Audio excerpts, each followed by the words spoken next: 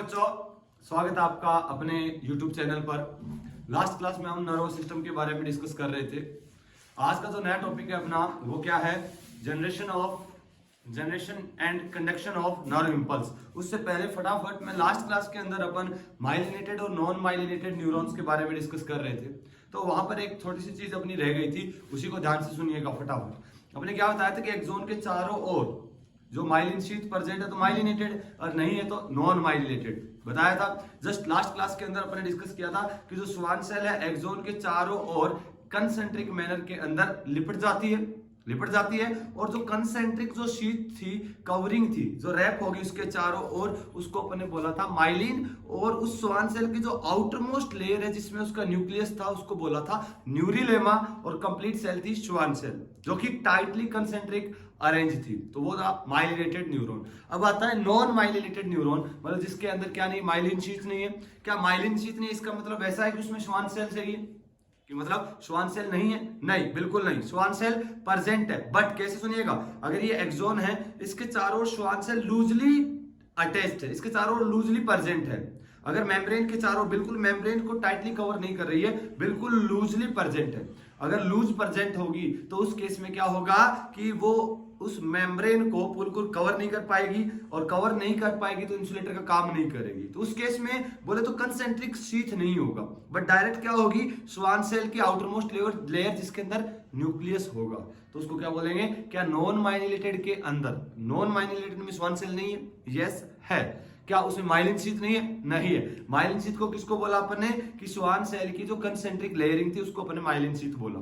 यहां पर वो नहीं होगा, बट श्वान सेल होगी, श्वान सेल की आउटर मोस्ट लेयर जिसमें न्यूक्लियस होगा, तो बोले तो न्यूरिलेमा भी होगी। क्लियर है? तो माइलिनेटेड में श्वान सेल है, माइलिन शीथ है, न्यूरिलेमा है। क्लियर है? नॉन माइलिनेटेड में श्वान सेल है, न्यूरिलेमा है, बट माइलिन शीथ नहीं है, लूजली इसके चारों ओर अरेंज है। डन। चलिए अभी आज के टॉपिक पे आते हैं अपन, generation and conduction of nerve impulse. तो उससे पहले जनरेशन और कंडक्शन की बात करें, दोनों चीज अलग अलग है। जनरेशन नर्व इंपल्स का और कंडक्शन, पहले जनरेट होगा फिर कंडक्ट होगा। उसके लिए कौन कौन सी फेजेस आती है उसका डिस्कशन कर लेते हैं। शुरुआत के अंदर थोड़ा इंट्रो, बहुत ही शानदार कंसेप्चुअल पोर्शन है। एक बार अच्छे से समझ में आ गया तो सारी चीजें क्लियर होगी। तो पहले हम इसको समझने से पहले इसके कुछ कंसेप्ट्स देखेंगे कि हमको क्या क्या नॉलेज होना जरूरी है इसको समझने से पहले। तो पहले बेसिक कंसेप्ट के बारे में बात करेंगे कि क्या क्या अपने काम में आने वाला है। रेडी हो? तो ध्यान से एक एक चीज को सुनते जाना, हर चीज क्लियर होगी, हर एक कंसेप्ट क्लियर होगा, रटने की जरूरत नहीं पड़ेगी। क्लियर? चलिए सुनिएगा। फर्स्ट यहाँ पर जो अपन जो स्टेप देखने वाले हैं कि कौन कौन सी स्टेजेस आने वाली है, तो अपन पढ़ेंगे यहाँ पर four different stages of nerve impulse. जो नर्व इंपल्स होगा उसकी फोर अलग अलग अपन स्टेजेस देखने वाले हैं। ध्यान से सुनिएगा। पहली जो स्टेज हम पढ़ने वाले हैं कि यहाँ कौन सी स्टेज होगी, शानदार तरीके से आराम आराम से सुनते जाना। जो पहली जो स्टेज आएगी वो होती है इसके अंदर पोलराइजेशन। कौन सी स्टेज है वो? पोलराइजेशन स्टेज है। नेक्स्ट इसके बाद जो सेकंड स्टेज पोलराइजेशन के बाद जो आएगी वो पढ़ेंगे हम डीपोलराइजेशन। क्या पढ़ेंगे? डीपोलराइजेशन।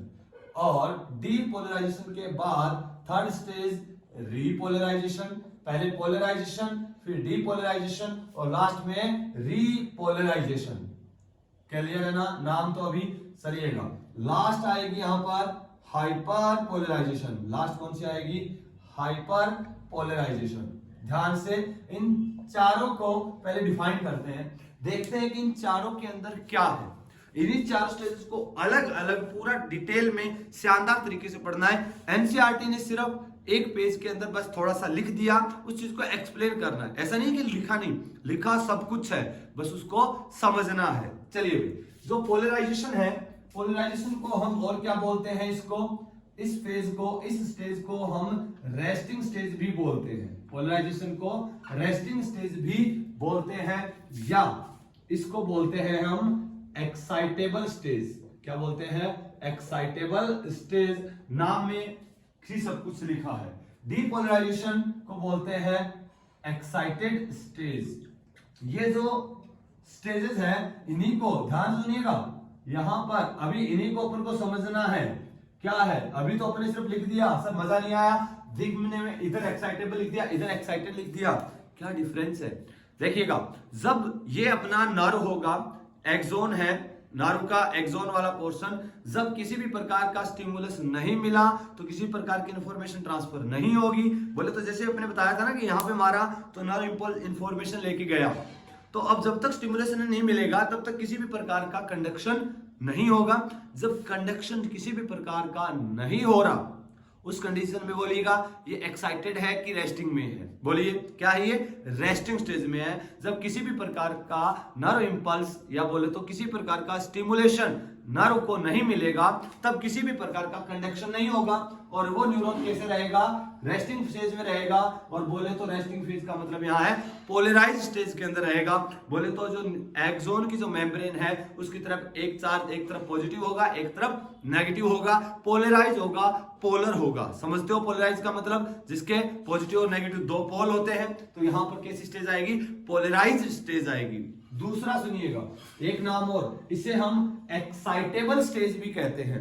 एक्साइटेबल स्टेज का मतलब क्या है, बोले तो एबल, बोले तो क्या लिख सकते हैं, एबल टू गेट एक्साइटेड। ध्यान से सुनना, एग्जाम में इन दोनों नामों में कंफ्यूजन आएगा कि एक्साइटेबल स्टेज कौन सी है, तो बच्चे बोल रहे थे डिपोलराइज ना।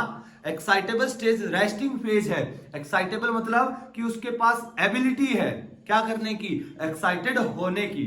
बोले तो एक्साइटेबल मतलब एक्साइट हो सकता है बट अभी एक्साइटेड नहीं है। स्टिमुलेशन मिला, स्टिमुलेशन जैसे ही मिलेगा तो वो एक्साइटेबल से एक्साइटेड हो जाएगी और स्टेज आ जाएगी डीपोलराइजेशन। और डीपोलराइजेशन जैसे ही आएगी नर्व इंपल्स कंडक्ट होना शुरू हो जाएगा।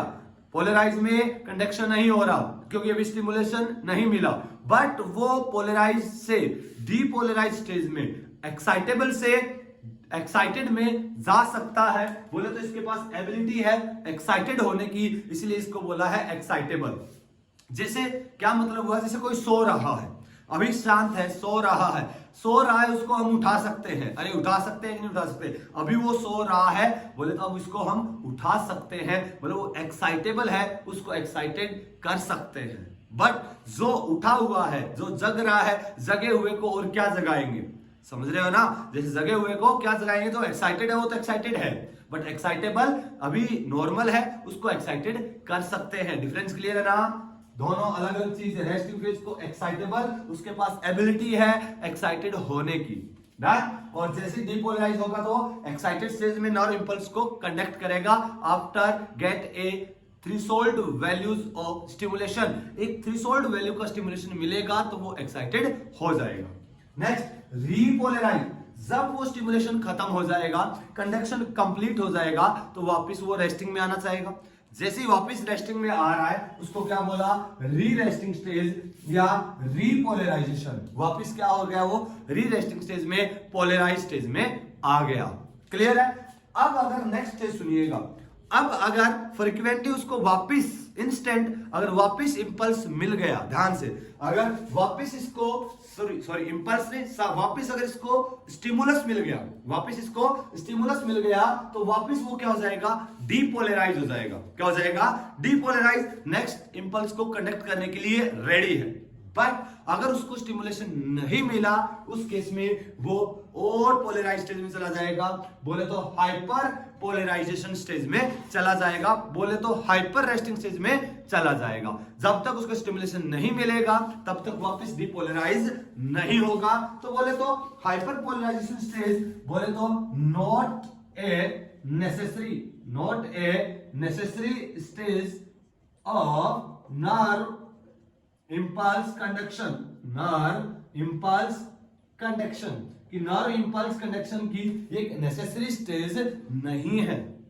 क्लियर है। ये हो सकता है, आ भी सकती है और हो सकता है नहीं भी आए। पहले पोलराइज स्टिमुलेशन मिला, डीपोलराइज स्टिमुलेशन खत्म तो वापस रीपोलराइज, डन। क्लियर है ना इतना। तो इसके बाद हाइपरपोलराइजेशन आ भी सकती है और नहीं भी। इतना क्लियर है। चलिए अभी इन सभी नामों को समझने से पहले हम कुछ कंसेप्ट्स भी क्लियर करने वाले हैं। ठीक है, चलो कंसेप्ट्स को डिस्कस करते हैं ब्रेक के बाद।